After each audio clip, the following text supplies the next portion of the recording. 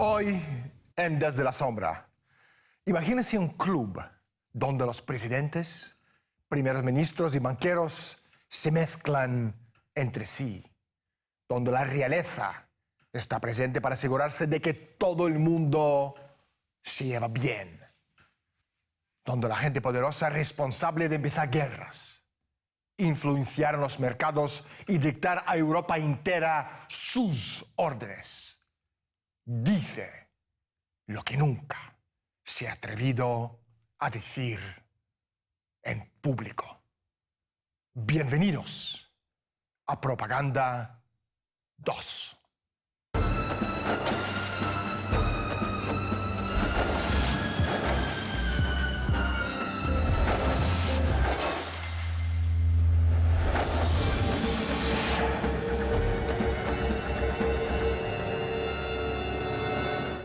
En un minuto hablaremos con el analista geopolítico italiano Claudio Celani, pero primero, salgamos a la calle y preguntemos a la gente su opinión sobre la P2. No tengo ni idea. No tengo ni idea. P2 es la logia masónica aquella italiana. A lo largo de los siglos, la masonería siempre ha avivado las fantasías de la gente. Claudio, ¿qué es la P2? P2 significa Propaganda 2 o Propaganda 2, que es la sección de propaganda de la francmasonería italiana. Al principio se llamaba Propaganda, a secas, sin números, y fue fundada por el famoso Giuseppe Mazzini, político revolucionario del siglo XIX. Y la P2 se creó en la francmasonería italiana en 1870. En un periodo en el que era una institución oficial y ocupaba un puesto de primera fila en la política italiana. Después de la Segunda Guerra Mundial, la logia P2 pasó a manos de un hombre llamado Licio Gelli en 1970. Propaganda 2 fue fundada por la CIA como parte de la Operación Gladio y financiada a través del Banco Vaticano con la ayuda del banquero alemán, el doctor Hermann Abs. Durante la Segunda Guerra Mundial, Abs había sido el director del Deutsche Bank y fue uno de los principales financieros de Adolf Hitler. Detenido y acusado de crímenes de guerra después de la contienda, Abs fue sigilosamente liberado gracias a la mediación del Banco de Inglaterra. La involucración del Vaticano fue posible debido a la infiltración en la iglesia en Roma de unos 100 masones de la P2. Juan Pablo I, el papa con tendencias izquierdistas, leyes y la teología de la liberación, ordenó una investigación del Banco Vaticano, pero fue asesinado poco después, en lo que muchos investigadores creen que fue una operación de la CIA y del Opus Dei. ¿Qué papel ha desempeñado el gran maestro de P2 Licio Gelli después de la Segunda Guerra Mundial en la política mundial? Licio Gelli fue agente de la inteligencia fascista bajo la dirección de Mussolini. Luchó en la Guerra Civil Española, por supuesto, del lado de los fascistas, pero al final de la Segunda Guerra Mundial, por acuerdo entre los servicios de la Red Nacionalista Fascista y la OSS, fue reeducado. Así, al final de la guerra, Licio Gelli se convirtió en un agente occidental. Tal vez fue un agente doble o un agente triple, no lo sabemos. Esto ocurrió gracias a sus anteriores contactos con los dirigentes del Servicio de Inteligencia estadounidense, que posteriormente se convirtió en la CIA, en persona de Allen Dulles. Pero en realidad a Licio Gelli siempre lo controlaban los británicos. Muchos creían que era un agente estadounidense, pero existen pruebas de que fue un agente británico. Otros personajes cuyas vidas están entrelazadas con la P2 son Andreotti y Craxi. Todos a estos niveles tienen a alguien quien les controla. Claudio, en el caso de Andreotti y Craxi, ¿quiénes son esta gente? Andreotti y Craxi, dos importantes figuras de la política italiana de la posguerra, estaban relacionados con la P2 de otra manera. Creo que cada uno estaba involucrado en ella de una manera diferente. Por una parte, podemos decir que Craxi, que fue el líder del Partido Socialista, le seguía el juego a la P2. Y Andreotti, sin embargo, era hostil a P2. Al final ambos sufrieron de las manos de la logia. Craxi le seguía el juego anticomunista, pero lucharon cuando ya no les era útil. La P2 reclutó a miembros de la élite italiana, oficiales de alto rango, políticos, banqueros, jefes de empresas públicas y privadas. La segunda persona más importante de la P2, que es considerada el verdadero cerebro de la logia, Umberto Ortolani, también era banquero. Él lanzó operaciones financieras y económicas en América del Sur, sobre todo en Uruguay. En la P2 había otros banqueros, entre ellos nombres tan conocidos como Michele Sindona, que era el mayor banquero privado de Italia. Después de su muerte, otro banquero, Calvi, heredó su papel. Fue jefe del Banco Ambrosiano. Pues se rumorea, porque como no es muy oficial, pues si pederastia, financiación ilegal, incluso traspasos transfronterizos de capitales, quiero decir, movimientos ilegales de capitales, en Suiza principalmente también. 3 escándalos, pues ha habido tantos escándalos del Vaticano que vamos. Últimamente ha habido bastante. La banca ambrosiana, ha habido problemas con el cardenal Bertone, ahora con el nuevo papa que ha sido sustituido. Sí, bastantes. Podría enumerar, ahora no me acuerdo de todos, pero sí, bastantes. El propio papa actual y el anterior, el alemán, confesó que uno de los graves problemas eran los lobbies que existían dentro del Vaticano. Uno de ellos eran respecto a las pederastas.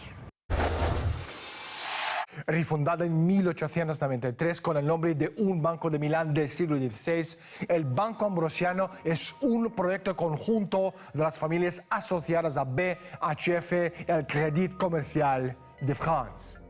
El banco había sido la primera propiedad del financista siciliano Michele Sindona, un fascista durante la Segunda Guerra Mundial, que más tarde, a través de su banco, lavaba el dinero de la heroína de la mafia siciliana antes de convertirse en un infiltrado importante de la logia masónica P2.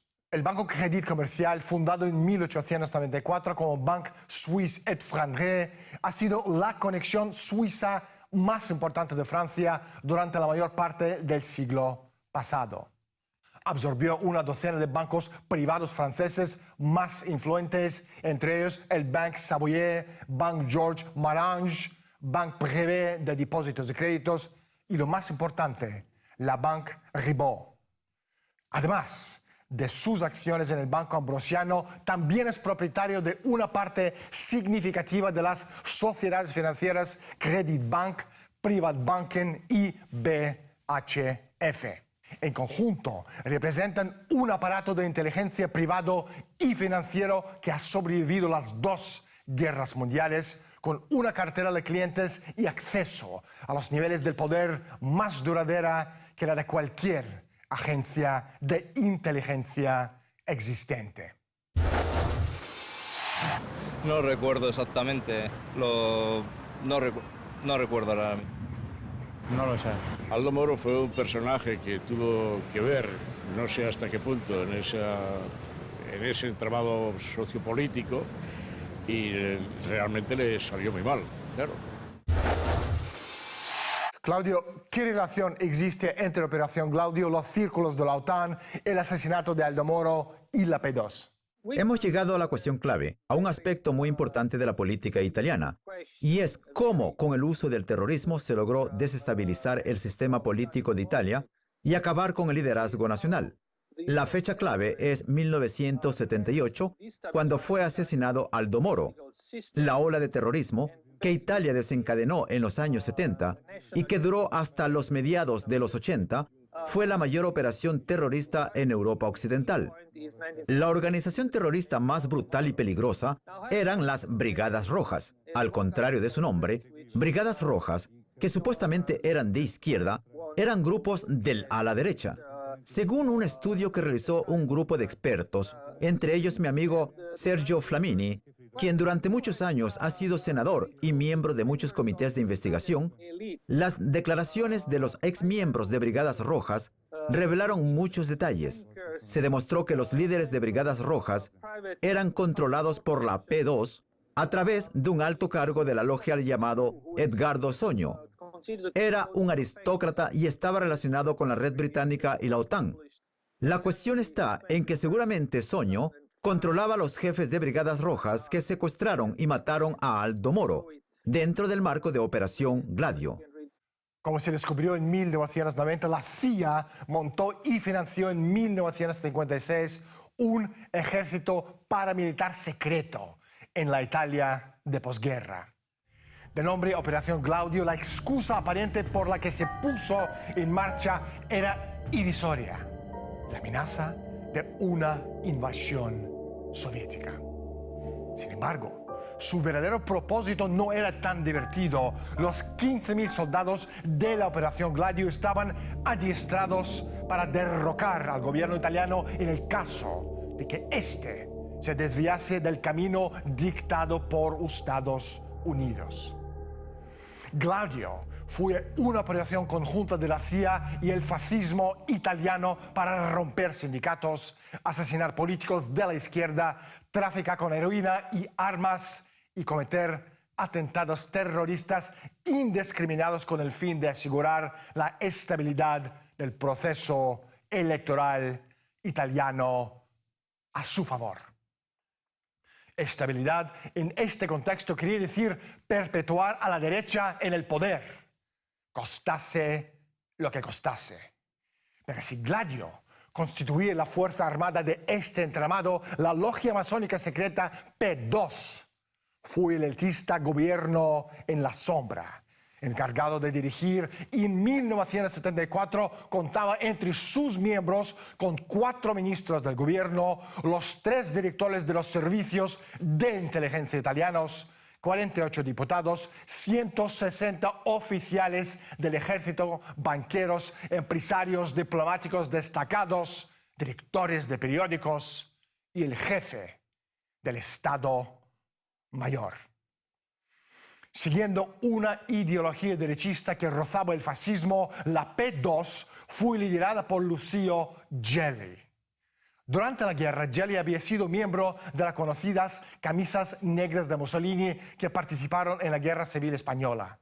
Más tarde, actuó como enlace para la división de la SS de Hermann Göring. Las románticas, las que siempre hay muchas influencias y en las cuales siempre también hay alguien influye con el poder. Hombre, lo que es el folclore, la cultura, la gastronomía y todo eso que se refleja en las películas, pues supongo que estará bien expuesto en ella, pero tampoco, vamos, lo que he aprendido de Italia es cuando lo visito. Sí, quizá una imagen distorsionada, no realmente a través de Hollywood, lo he aprendido a través de Europa y propiamente de Italia, donde he estado bastantes veces. Cambiemos del tema. Claudio, ¿qué relación existe entre la mafia italiana y la P2? Bueno, la mafia es más antigua que la P2, pero tienen la misma madre. Históricamente, la mafia fue organizada por los aristócratas sicilianos, cuyos latifundios eran controlados por los mafiosos, mientras ellos tomaban champaña en Palermo y recibían cheques de Londres. La mafia moderna se formó en Italia en 1943. Después de la invasión aliada de Sicilia, la invasión angloamericana. Al contrario de lo que dice la propaganda pública, que desgraciadamente se ha extendido por todo Internet, no fueron los estadounidenses quienes volvieron a traer la mafia a Sicilia, sino que fueron los británicos. He estudiado todos los documentos y al jefe de operaciones de la OSS, llamado Bill Corvo, le ofrecieron antes de la invasión aliarse con la mafia. Él denegó la propuesta. Fueron los británicos quienes trajeron mafia de nuevo a Italia, porque ellos controlaban la administración militar aliada, que a su vez controlaba parte del negocio en Sicilia y en el sur de Italia.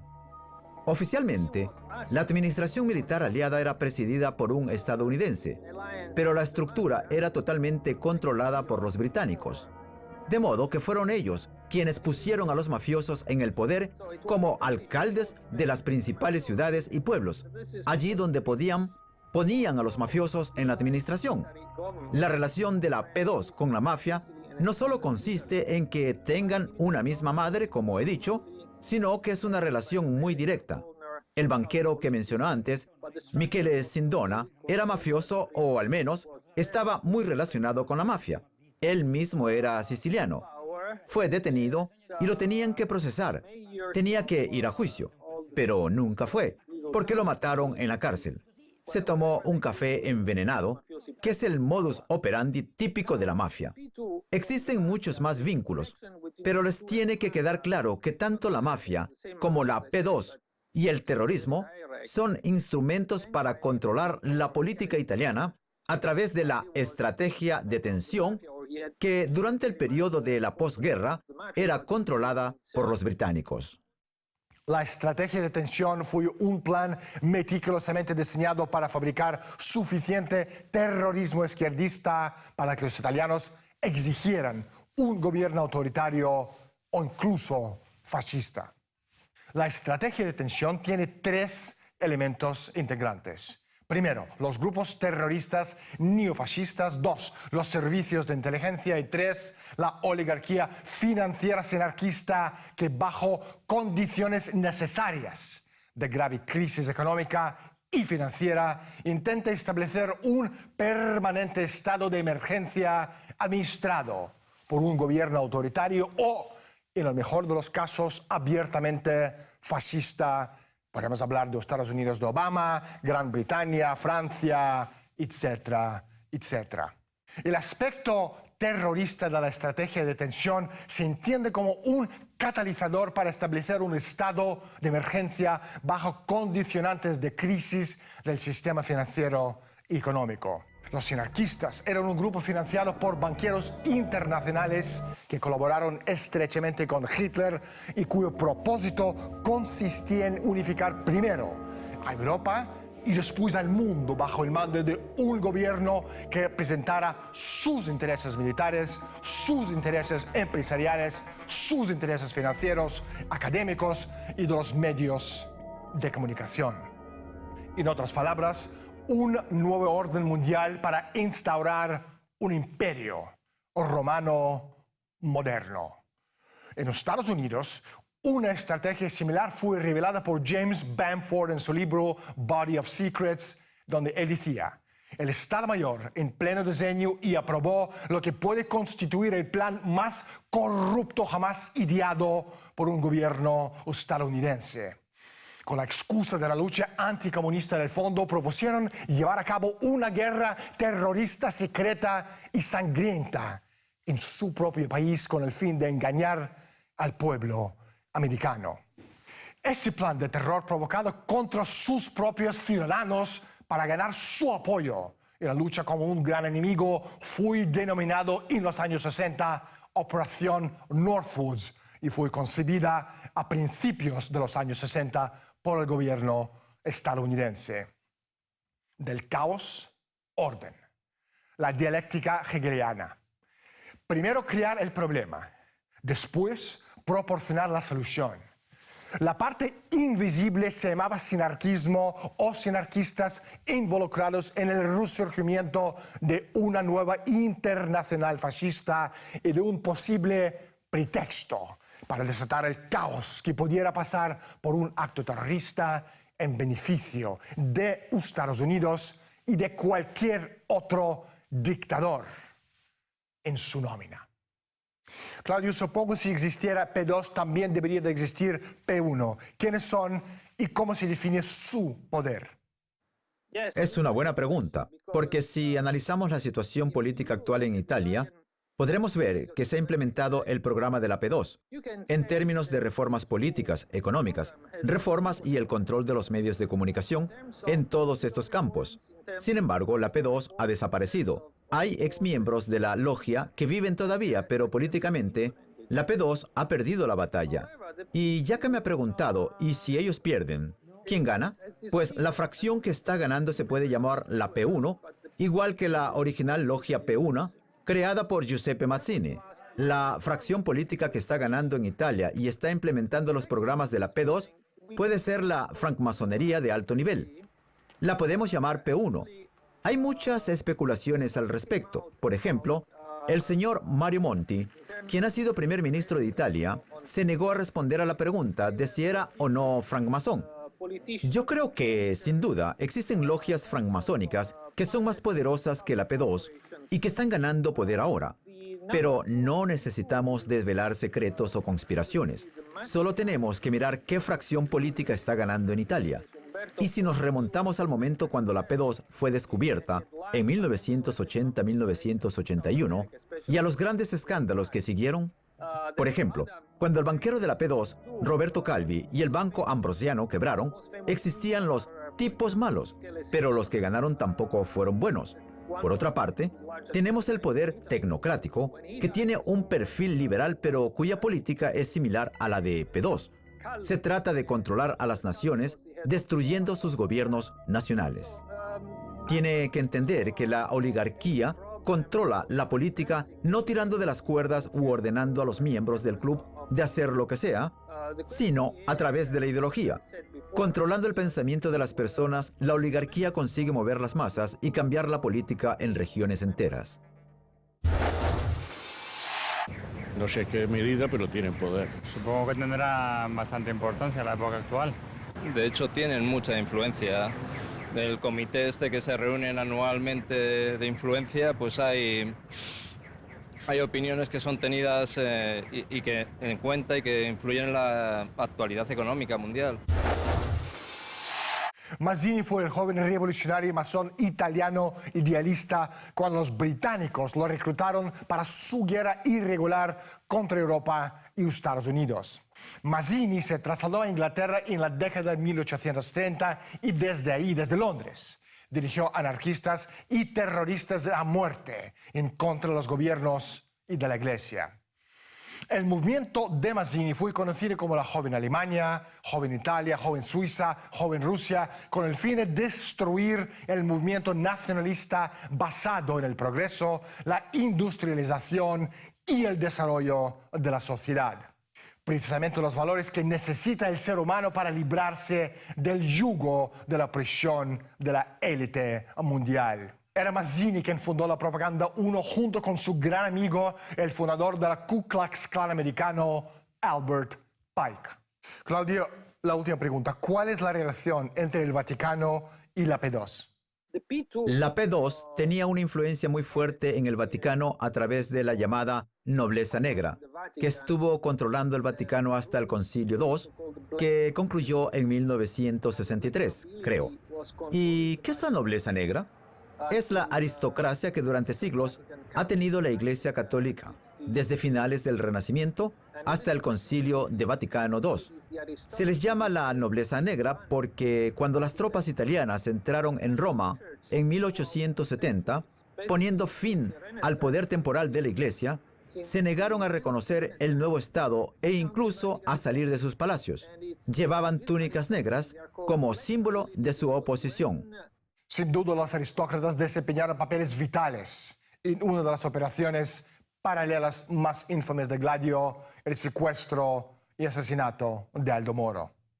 Mirado con otra óptica, no es ninguna sorpresa. Los miembros de la organización internacional más poderosa de la aristocracia del mundo es la SMOM, la soberana militar y hospitalaria de San Juan de Jerusalén, de Rodas y de Malta, también conocidas como Caballeros de Malta, que desempeñaron un papel esencial en el establecimiento tanto de las líneas de ratas por parte del Vaticano, la inteligencia británica y la CIA americana, como otras actividades anticomunistas al final de la Segunda Guerra Mundial. Claudio, no hay tiempo para más. Gracias. Gracias, Daniel. Hasta la próxima. Hoy día la mayoría de la gente cree que los masones, con sus ritos infantiles de vestimientos de disfraz, son nada más que una reliquia salida de las películas de Hollywood. Pero las imágenes muy a menudo no corresponden a la realidad. Nuestro conocimiento de la historia presta a este relato cierto morbo, que proviene de ver a la humanidad arrastrándose hacia la tragedia que podría haber evitado, solo con recordar las épocas pasadas. Soy Daniel Stulin. Bienvenidos al mundo de Humo y Espejos. Gracias por estar con nosotros y hasta la semana próxima.